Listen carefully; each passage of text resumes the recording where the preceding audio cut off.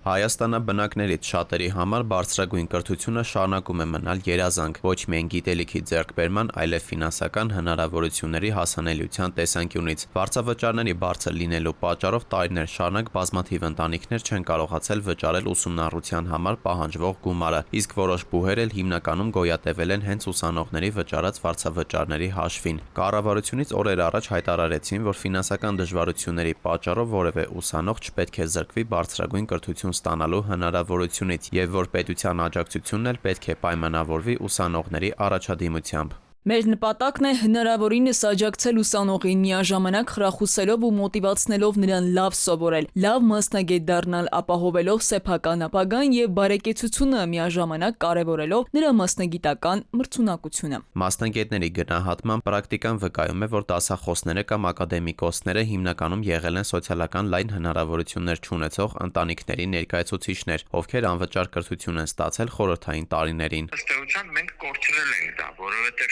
շատերը չեն դիմում բարձրագույն կրթություն ստանալու, որովհետև նրանց ծնողները այդ հնարավորությունը չունեն։ Առավել ևս, երբ որ երեխաները մեր շրջանավարտները գալիս են հեռավոր շրջաններից։ Առաջիկայում ոլորտի պատասխանատուները նախատեսում են նվազեցնել նաև համալսարանների կախվածությունը ուսման վարձավճարներից, ստեղծելով ավելի կայուն եւ որակին միտված համակարգ։ Մասնագետները ընդհանուր առմամբ առաջարկվող փոփոխությունները դրական են գնահատում, սակայն նկատելով, որ բարեփոխման հաջողությունը մեծապես կախված է լինելու ներդրվող մեխանիզմներից ու ֆինանսավորման կառուցակարգից։ Արտասահմանյան փորձը ցույց է տալիս, որ ոչ թե բուր է ստանում ֆինանսավորումը, այլ ստանում է կոնկրետ ուսանողը կրթաթոշակի տեսքով պետության կողմից։ Եվ ուսանողը ինքն է որոշում, օրինակ, առարկաների մի մասը կամ կրեդիտների մի մասը հավաքել մի բուհում, մյուս մասը մյուս բուհում, եւ ինքն է որոշում։ Եթե ինքը ունի կրթաթոշակ, ինքն է որոշելու, թե ինչ ուղով գնա առաջ։ Համակարգը պետք է միաժամանակ ապահովի կրթության մատչելիությունը ու բուհերի ֆինանսական կայունությունը, նշում են մասնագետները եւ հավելում, հակառակ դեպքում կարող են ի հայտ գալ նորանոր խնդիրներ, այդ թվում ֆինանսական ճնշումների հետևանքով առաջանալի գնահատման համակարգի նկատմամբ վստահության նվազում։ Եթե բուհերի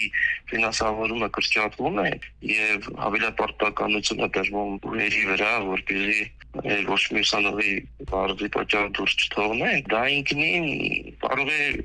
առաջացնել ֆինանսական խնդիրներ, խնդիրներ եւ կա նաեւ այդ վտանգը, որ արհեստականորեն գնահատական է բարձրացել։ Փորձագետների կարծիքով բարեփոխման վերջնական արդյունքը կախված կլինի նրանից, թե որքան թափանցիկ, հավասարակշռված եւ մրցակցային կլինի ֆինանսավորման նոր մոդելը։ Դավիթ Թադևոսյան, ժամը լրատվական։